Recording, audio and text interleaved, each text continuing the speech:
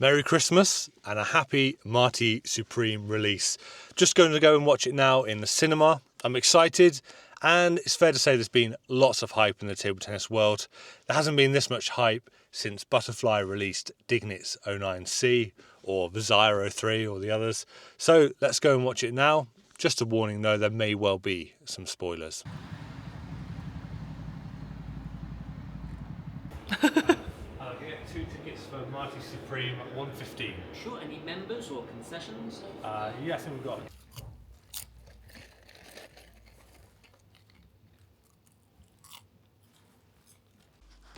Okay, so Marty Supreme. What did I make of it?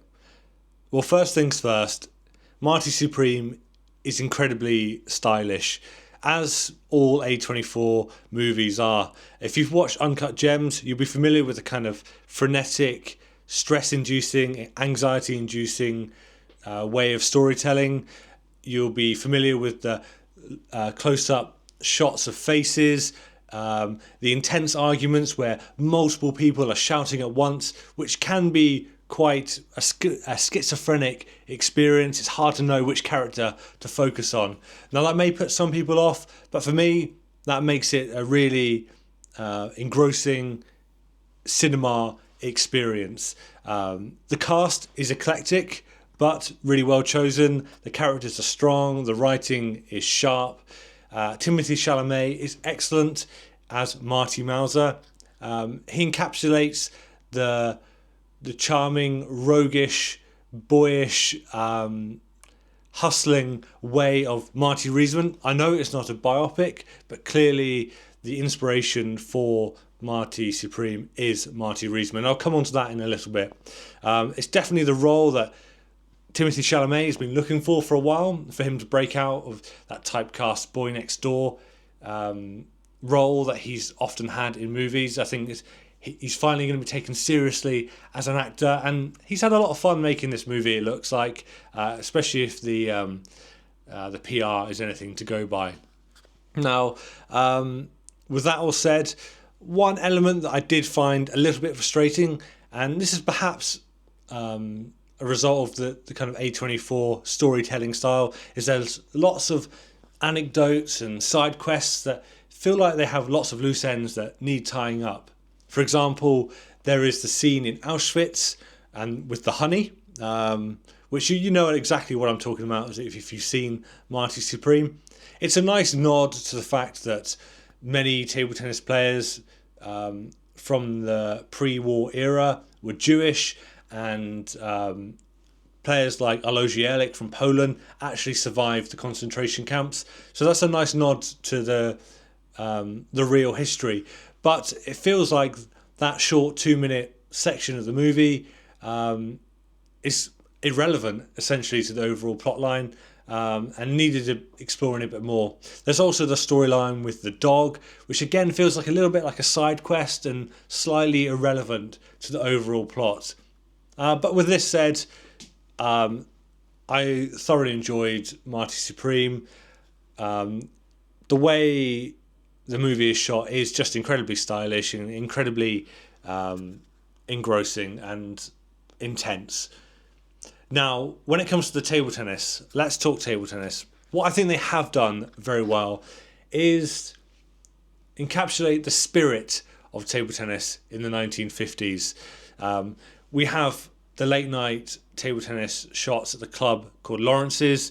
Now, Lawrence's was a real club in New York where Marty Reisman and the top New York players played, and that kind of dingy, dingy strip lighting kind of world that Lawrence's and the other late night clubs in New York was. I think they encapsulated that really well. They also portrayed the table tennis tournaments, the international tournaments of the era, very well as well. The clothes looked right. The styles of the players looked right. The lighting, it absolutely looked like Wembley Arena 1949. So from that perspective, they've done really, really well. When it comes to the historical side of things, now this is always going to be a bit tricky because it's not a biopic. It is ultimately historical fiction. But the storyline with Endo, the Japanese player, using the sponge foam layer on his bat and essentially changing the sport overnight, and the anger that induced in Marty Mauser, that really does reflect the reality of the 1952 World Championships in Bombay, where Marty Reisman lost to Hiroji Sato from Japan, and the game was never the same afterwards. So from that side of things, they've captured the history quite well without it being historically accurate. So that's very good. The storyline overall has, again, lots of elements of the real Marty Reisman's life. The expenses scandal. Marty Mauser bills the whichever table tennis association it is his stay at the Ritz. Well, Marty Reisman again did something similar in 1949 when he went to England for the English Open and got himself suspended for a while afterwards by the US Table Tennis Association. The touring with the Harlem Globetrotters, again, that's something Marty Reisman did, and lots of other top players like Richard Bergman did as well. And overall, the kind of hustling, money-making side of Marty Mauser is just like the real Marty Reisman. It was always looking to make a bit of money. The classic hustle, pretend you're not very good, and then beat some guys who don't know who you are. So from that side of things, it's very good. Because it's not a biopic and it's not a historical movie, historical fiction, it is a bit disappointing that real players' names were not used, real tournaments were not used. It feels slightly like a missed opportunity. But I appreciate making a film is not easy, and trying to make things historically accurate could be very difficult. And at the end of the day, I'm just a table tennis nerd, so most people won't even care about that kind of stuff. The CGI for the table tennis as well is a little bit unrealistic, but I appreciate making a movie is not easy, and trying to get some really good table tennis shots from actors may be difficult. So, Marty Supreme, would I recommend it? Absolutely.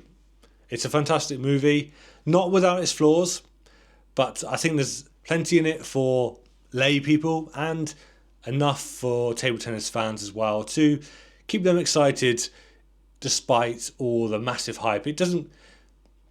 A movie like this was never going to live up fully to the hype that we've had in the table tennis world. I think that was always an impossible task, but it's done a pretty good job.